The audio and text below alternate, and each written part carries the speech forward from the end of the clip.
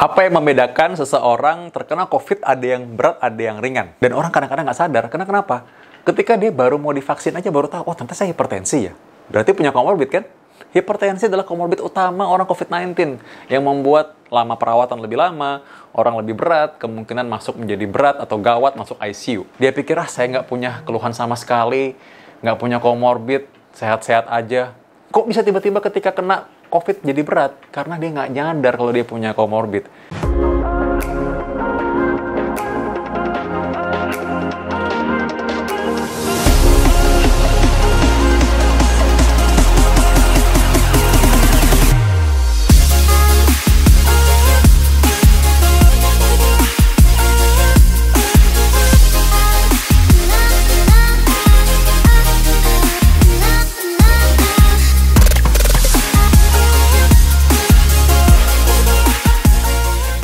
Apa yang membedakan seseorang terkena COVID ada yang berat, ada yang ringan? Oh ya, ini selain vaksinasi, selain karena dia usianya muda, beda. Ada hal yang orang mungkin lupa sedikit. Masalah komorbiditas. Komorbid, penyakit penyerta. Ingat ya, komorbid ini bukan penyakit bawaan loh. Komorbid ini penyakit penyerta, yaitu penyakit yang membuat seseorang menjadi berat COVID-19-nya. Dan orang kadang-kadang nggak sadar. Kenapa? Ketika dia baru mau divaksin aja baru tahu, oh ternyata saya hipertensi ya. Berarti punya komorbid kan? Hipertensi adalah komorbid utama orang COVID-19 yang membuat lama perawatan lebih lama, orang lebih berat, kemungkinan masuk menjadi berat atau gawat masuk ICU. Lalu yang lain-lain adalah misalkan orang yang obesitas. Nah, banyak orang nggak sangka nih, saya nggak punya komorbid, tahu dari mana? Coba lihat lingkar pinggang. Lingkar pinggang laki-laki Indonesia di atas 90 cm termasuk obesitas. Kalau perempuan, lingkar pinggangnya di atas 80 cm, itu juga termasuk obesitas. Dan itu adalah penyakit komorbid COVID-19. Nah, nggak tahu kan? Berarti kalau misalnya orang-orang kadang-kadang dia pikir, saya nggak punya keluhan sama sekali, nggak punya komorbid, sehat-sehat aja. Kok bisa tiba-tiba ketika kena COVID jadi berat? Karena dia nggak nyadar kalau dia punya komorbid. Tahu dari mana punya penyakit jantung? Ya nggak pernah periksa kok, jadi nggak tahu. Ternyata pas difoto, jantungnya udah besar nih. Pernah punya darah tinggi lama ya? Iya, kok tahu? Memang dari EKG-nya kelihatan, tensi emang tinggi terus. Dari gambaran ronsen, foto ronsen dadanya itu kelihatan memang jantungnya membesar. Ini penyakit hipertensi lama nih, masuknya penyakit jantung hipertensi. Jadi sudah punya penyakit jantung juga. Komorbidnya langsung 2 tuh. Nah, karena itu harus tahu nih. Yang pertama tadi, penyakit jantung. Penyakit jantung kita dari tengah, ya. Kiri kanan paru-paru, ada saluran yang menghubungkan. Namanya vena dan arteri. Jadi ada pipa untuk menghubungkan jantung dan paru-paru kita. Sehingga bayangkan kalau paru-paru kena infeksi COVID-19, rusak, bercak-bercak putih-putih, jantungnya kepayahan pasti. Apalagi Anda harus tahu bahwa jantung juga menjadi sasaran COVID-19.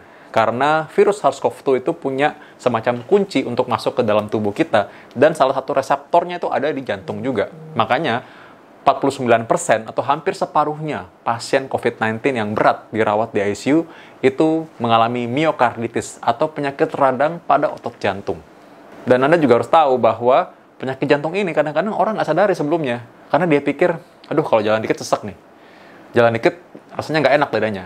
Dia akhirnya secara nggak sadar tidak mau berjalan secepat dan sejauh itu. Makanya kadang-kadang dia bilang, selama ini sih nggak ada apa-apa. Karena dia pikir nggak ada keluhan apa-apa. Nggak ada keluhan yang membuat dia mengganggu pekerjaannya. Padahal sebenarnya sudah ada, membatasi gerak fisiknya. Tapi dia tidak sadar, tidak tahu. Nah itu yang pertama, mengenai jantung ya. Dan harus tahu juga bahwa pembuluh darah, bagian lapisannya itu, juga dikenai oleh virus COVID-19, SARS-CoV-2 ini. Dan apa yang terjadi adalah terjadi cenderung trombosis, cenderung koagulopati, gangguan kekentalan darah. Ini nggak sesimpel itu, saya pernah bikin video mengenai kekentalan darah dan pembekuan darah. Itu ada bedanya, saya gambarkan, Anda boleh cek di video sebelumnya.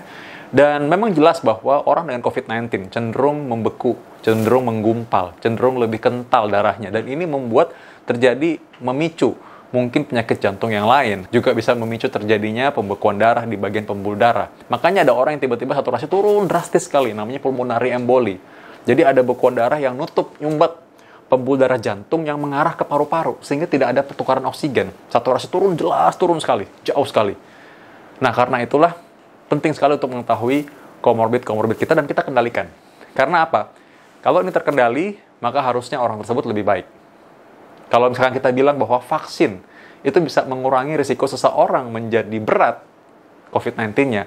Maka harusnya, secara logika aja, kalau kita mengurangi komorbiditas, itu bisa mengurangi kemungkinan seseorang menderita COVID-19 yang berat. Iya kan?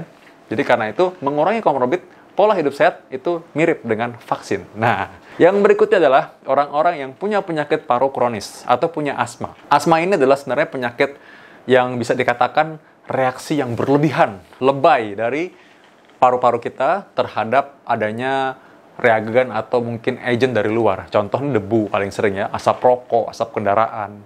Itu paling sering tuh. Sehingga orang yang biasanya kalau misalkan kena debu atau apa mungkin biasa-biasa aja. Dalam arti sel-selnya mungkin bereaksi tapi nggak berlebihan. Ketika orang asma, maka jadi bengek. Dia susah mengeluarkan napasnya. Makanya ketika dia mengeluarkan napas seperti bersiul. Kayak bunyi kucing katanya. Nyik gitu ya bunyinya. Bengeknya muncul. Nah, karena itulah bisa dibayangkan apabila seorang yang punya penyakit ini demikian lama dan atau mungkin sering kambuh. Paru-parunya mungkin nggak normal, benar-benar normal. Ketika paru-paru yang nggak betul-betul normal, itu tambah lagi dikasih infeksi lagi, ya tambah hancur dong paru-parunya. Jadi karena itu, ini salah satu yang harus diperhatikan juga. Yang berikutnya adalah kalau misalkan orang memang merokok. Kalau merokok ini memang dia berarti merusak paru-parunya sendiri ya. Jadi ya nggak mengherankan apabila seorang yang perokok mungkin punya paru yang sudah rusak. Kita bilang namanya penyakit paru obstruktif kronis. Paru-parunya sulit untuk mengeluarkan kembang kempis seperti normal. Mengeluarkan oksigen, menghirup lagi oksigen itu merupakan hal yang sulit buat dia. Sesak terus. Atau misalkan orang yang lama merokok yang tidak merasakan sesak seperti biasanya, namun ketika dia terkena COVID-19 makin berat. Jadi makin rusaklah paru-parunya. Karena itulah mereka merasakan, waduh ini kok sampai berat banget, perlu ventilator, perlu ICU, dan lain-lain. Jadi merokok adalah salah satu faktor pemberat orang-orang yang terkena COVID-19. Ya, bilang kepada orang-orang yang merokok supaya mereka stop dari sekarang ya. Lalu yang berikutnya adalah orang-orang yang terkena diabetes. Nah, diabetes ini memang teman-temannya orang yang obesitas juga. Tapi diabetes ini secara khusus memang dia juga punya gangguan, bisa gangguan jantung, pernah stroke, risikonya stroke tinggi, bisa juga dia punya gangguan metabolisme yang lain, punya hipertensi, bahkan juga kekentalan darahnya juga mungkin bertambah sehingga ada gangguan di pembuluh darah kecil-kecil. Nah, karena itulah ketika orang dengan diabetes ini terkena penyakit lain, akan lebih mudah buat penyakit itu lebih berat. Kondisi dengan gula darah yang tidak kontrol, dalam pembuluh darahnya itu gula darahnya tinggi sekali. Gula darah ini adalah energi makan bagi bakteri-bakteri juga. Sehingga bisa muncul infeksi-infeksi ikutan. Jadi bayangkan bahwa ketika terserang COVID-19 nih, tubuhnya lagi berusaha mempertahankan diri, melawan COVID-19. Ada lagi bakteri lain. Wah, mumpung lagi sibuk nih antibodinya. Kita lawan aja, kita masuk sekalian. Jadi akhirnya dikeroyok oleh penyakit-penyakit lain. Makanya lebih berat. Orang yang punya gangguan ginjal juga. Ginjal ini kalau kita umpamakan, ginjal itu semacam seperti pembuangan cairannya gitu ya. Kayak semacam keran air gitu. Jantung ini kayak pompanya. Bayangkan bila orang gangguannya itu di kerannya. Waduh, itu akhirnya apa? Air nggak bisa keluar, susah, akhirnya paru-paru kerendam juga. Karena airnya bisa kemana-mana tuh jadinya. Nggak bisa keluar kan? Susah, jadi nggak bisa buang air kecil dengan normal. Filtrasinya atau proses dari ginjal ini yang harusnya menyaring banyak metabolit atau banyak menyaring zat-zat racun, nggak bisa terjalankan juga. Akhirnya apa yang terjadi? Fungsinya ginjal ini membuat ada racun di seluruh tubuh kita ikut mengalir juga. Nah, makin berat lah orang yang COVID-19. Jadi inilah penyakit-penyakit yang menjadi komorbid COVID-19. Kalau kita kontrol penyakit-penyakit ini, kita pola hidup sehat tidak sampai terjadi penyakit ini pada diri kita, harusnya COVID-19 pun juga lebih ringan kalaupun terkena.